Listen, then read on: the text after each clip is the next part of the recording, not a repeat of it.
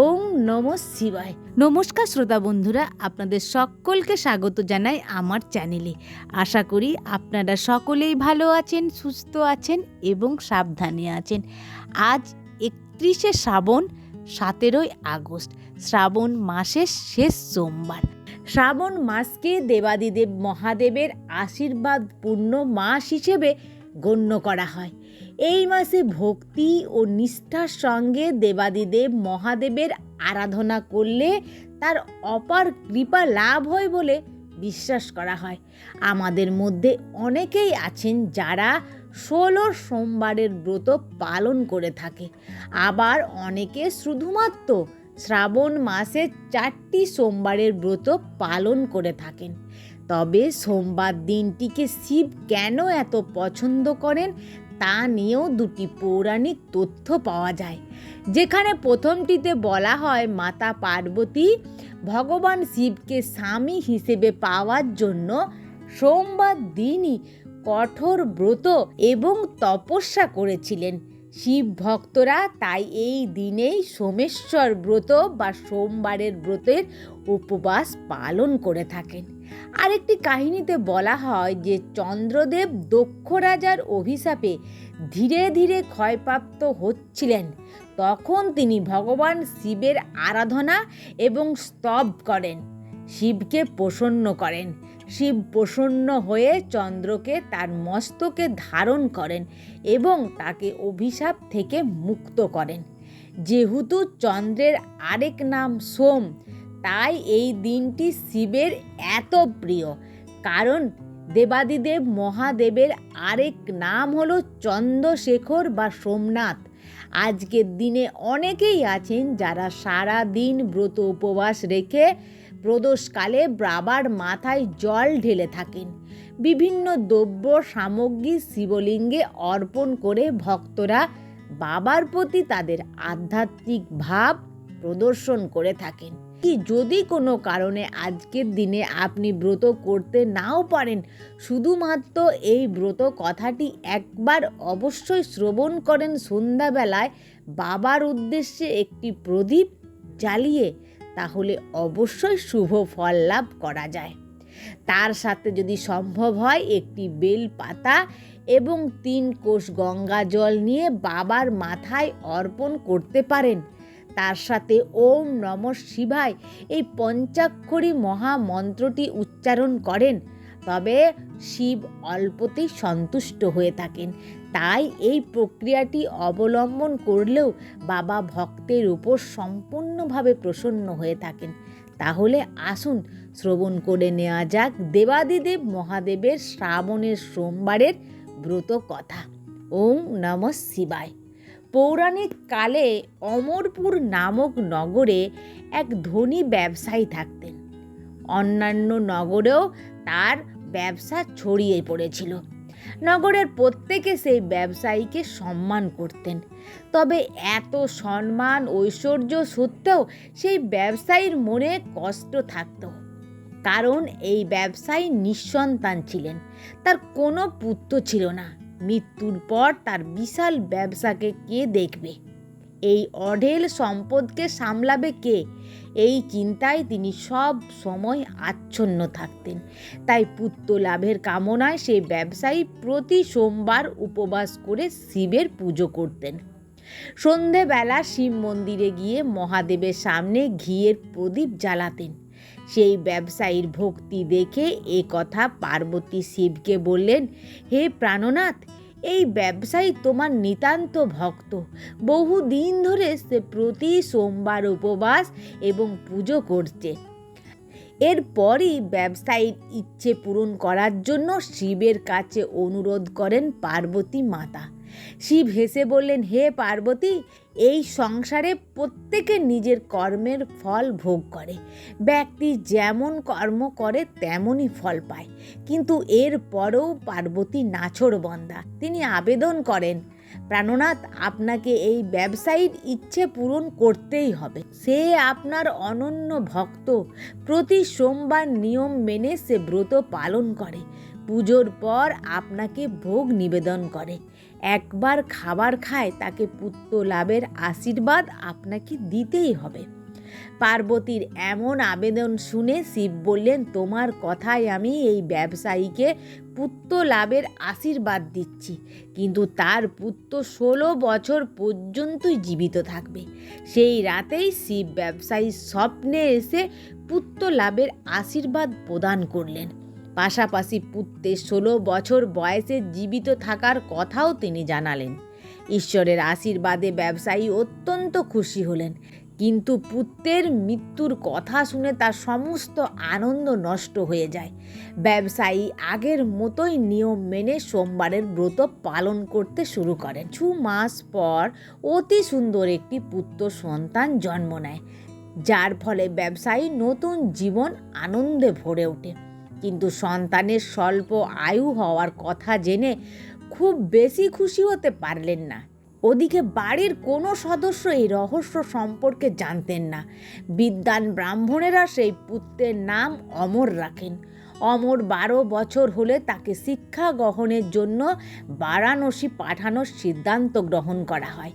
সেই ব্যবসায়ী অমরের মামা দীপচাঁদকে ডেকে পাঠালেন অমরের পড়াশোনার জন্য। তাকে বারাণসী ছেড়ে আসতে বললেন। তিনি অমর নিজের মামার সঙ্গে শিক্ষা লাভের জন্য বেরিয়ে পড়ে পথে। যেখানেই অমর ও দীপচাঁদ বিশ্রামের জন্য থামতেন, সেখানেই যজ্ঞ করতেন এবং ব্রাহ্মণদের ভোজন করাতেন। দীর্ঘ পথ অতিক্রম করার পর অমর দীপচাঁদ এক নগরে এসে পৌঁছালেন। সেই নগরে রাজার কন্যার বিবাহের আনন্দে সমগ্র নগরকে ঢেলে সাজানো হয়েছিল। নিশ্চিন্ত সময় বরযাত্রী আসে, কিন্তু বরের বাবা নিজের পুত্রের এক চোখে কানা হওয়ার কারণেই খুব চিন্তিত ছিলেন। রাজা এই বিষয় জানতে পারলে বিবাহে বাধা দিতে পারেন এবং এরপর তার বদনামি হবে, এই কথা ভেবে তার চিন্তা আরও বেড়ে যায়। বরের বাবা অমরকে দেখলে তার মাথায় একটি বুদ্ধি খেলে যায়। তিনি ভাবতে থাকেন, এই ছেলেকে বর সাজিয়ে রাজকুমারীর সঙ্গে বিবাহ করে দেয়। বিয়ের পর তাকে অর্থ দিয়ে বিদায় করে দেব এবং রাজকুমারীকে নিজের নগরে নিয়ে চলে যাবে বরের পিতা। এ প্রসঙ্গে অমর ও দীপচাঁদকে জানালেন। অর্থ লাভের লোভে দীপচাঁদ তার পরামর্শে রাজি হয়ে যান। অমরকে বরের পোশাক পরিয়ে রাজকুমারী চন্দ্রিকার সঙ্গে বিবাহ দেন। রাজা প্রচুর অর্থ দিয়ে রাজকুমারীকে বিদায় করলেন। অমর ফেরার সময় সত্যি গোপন করতে পারলেন না এবং রাজকুমারীর অন্যায় সত্য ঘটনা লিখে দেয় যে, রাজকুমারী চন্দ্রিকা, তোমার বিয়ে আমার সঙ্গে হয়েছে, কিন্তু আমি বারাণসীতে শিক্ষা লাভ করতে যাচ্ছি। এবার তোমায় যে নবযুবকের স্ত্রী হতে হবে সে এক চোখ অন্ধ। রাজকুমারীর সাথে যে অন্যায় হয়েছে লেখা এই বার্তা পড়েন। তখন তিনি সেই কানা ছেলের সঙ্গে যেতে অস্বীকার করেন। রাজা সব কথা জেনে রাজকুমারীকে প্রাসাদে রেখে দেন। অন্যদিকে অমর নিজের মামা দীপচাঁদের সঙ্গে বারাণসী পৌঁছায়। অমর গুরুকুলে পড়াশোনা শুরু করে দেয়। অমরের বয়স 16 বছর হলে সে এক যজ্ঞ করায়। যজ্ঞ শেষে সে ব্রাহ্মণদের ভোজন করায় এবং প্রচুর অন্ন বস্ত্র ইত্যাদি দান করে। রাতের বেলায় অমর নিজের শয়নকক্ষে বিশ্রাম নিচ্ছিল, কিন্তু শিবের আশীর্বাদ অনুযায়ী নিদ্রাতেই অমর প্রাণ ত্যাগ করে। সূর্যোদয়ের পর দরজা খুলে দেখা যায় যে অমরের নিথর দেহ তার বিছানায় পড়ে আছে। এই দৃশ্য দেখে তার মামা দীপচাঁদ প্রচণ্ডভাবে কাঁদতে শুরু করে। আশেপাশের মানুষেরাও এ দৃশ্য দেখে তাদের শোক গোপন করতে পারেন না। সেখান থেকেই শিব পার্বতীর অতিক্রম করেছিলেন। তিনি দীপচাঁদের কান্নার স্বর শুনতে পান এবং শিবকে বলেন, প্রাণনাথ, আমি তার কান্না সহ্য করতে পারছি না, আপনি কৃপা করে এই ব্যক্তির কষ্ট দূর করুন। শিব পার্বতীর সঙ্গে অদৃশ্য স্বরূপে দীপচাঁদের পাশে গিয়ে বললেন, হে পার্বতী, এ তো সেই ব্যবসায়ীর পুত্র যাকে 16 বছর আয়ুর আশীর্বাদ দিয়েছিলাম আমি। এর আয়ু পূর্ণ হয়েছে। পার্বতী পুনরায় শিবকে নিবেদন করলেন, হে প্রাণনাথ, আপনি ছেলেটিকে জীবিত করে দিন, তা না হলে এর বাবা মা বিলাপ করে নিজের প্রাণ ত্যাগ করে দেবেন। এই ছেলের পিতা আপনার পরম ভক্ত, বহু বছর ধরে সোমবারের ব্রত করে আপনাকে ভোগ নিবেদন করেছে। পার্বতীর আকুল আবেদনে মহাদেব সেই ছেলেটিকে জীবিত হয়ে ওঠার আশীর্বাদ দেন এবং সে কিছুক্ষণের মধ্যেই তার প্রাণ ফিরে পায়। শিক্ষা সমাপ্ত করে অমর নিজের মামার সঙ্গে নগরে ফিরে আসার জন্য যাত্রা শুরু করেন। পথে পুনরায় সেই নগরে আসেন যেখানে অমরের বিবাহ হয়েছিল। সেই নগরে অমর যজ্ঞের আয়োজন করান। নগরের রাজা সেই যজ্ঞ দেখেন, তখন তিনি অমরকে চিনতে পারেন। যজ্ঞ সমাপ্ত হবার পর রাজা অমর এবং দীপচাঁদকে নিজের প্রাসাদে নিয়ে যান। সেখানে কিছুক্ষণ রেখে তাদের প্রচুর অর্থ সম্পত্তি দিয়ে রাজকুমারীর সঙ্গে পুনরায় বিবাহ দেন। পথে নিরাপত্তার জন্য প্রচুর সৈনিক সঙ্গে দিয়ে দেন। রাজা নগরে পৌঁছানোর সঙ্গে সঙ্গে দীপচাঁদ এক দূতকে ব্যবসায়ীর কাছে পাঠায়। সন্তানের জীবিত ফেরার কথা শুনে ব্যবসায়ী প্রচণ্ড খুশি হয়। এর আগে ব্যবসায়ী নিজেকে স্ত্রীর সঙ্গে একটি কামরায় বন্ধ করে ফেলেছিলেন, কারণ তিনি জানতেন যে অমর হয়তো আর বেঁচে নেই। তৃষ্ণার্ত ক্ষুধার্ত অবস্থায় ব্যবসায়ী নিজের ছেলের অপেক্ষা করতে থাকেন। তারা প্রতিজ্ঞা করেছিলেন যে পুত্রের মৃত্যু সংবাদ পেলেই তারা প্রাণ ত্যাগ করে দেবেন। কিন্তু পুত্রের আগমনের সংবাদ পেয়ে তিনি স্ত্রী এবং বন্ধু বান্ধবদের সঙ্গে নগরের দ্বারে এসে উপস্থিত হন। নিজের সন্তানের বিবাহ এবং পুত্রবধূ চন্দ্রিকাকে দেখে তাদের আনন্দের আর অবধি থাকে না। সেই রাতে শিব ব্যবসায়ীকে স্বপ্নে দর্শন দেন যে, হে শ্রেষ্ঠী, আমি তোমাকে তোমার সোমবারের ব্রত এবং ব্রত কথার প্রভাবে খুশি হয়ে তোমার সন্তানকে দীর্ঘায়ু প্রদান করেছি। এই কথা শুনে ব্যবসায়ী অত্যন্ত প্রসন্ন হন। সোমবারের ব্রতের প্রভাবে ব্যবসায়ী বাড়িতে আনন্দের আগমন ঘটে।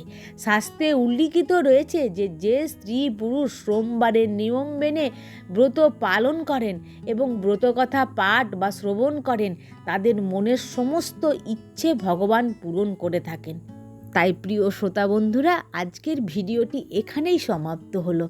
আপনাদের যদি ভিডিওটি ভালো লাগে তাহলে অবশ্যই লাইক, শেয়ার, কমেন্ট করবেন এবং বাবা মহাদেবের কৃপায় আপনারা সুস্থ থাকুন, সাবধানে থাকুন, ভালো থাকুন। আজকের ভিডিওটি এখানেই সমাপ্ত হচ্ছে।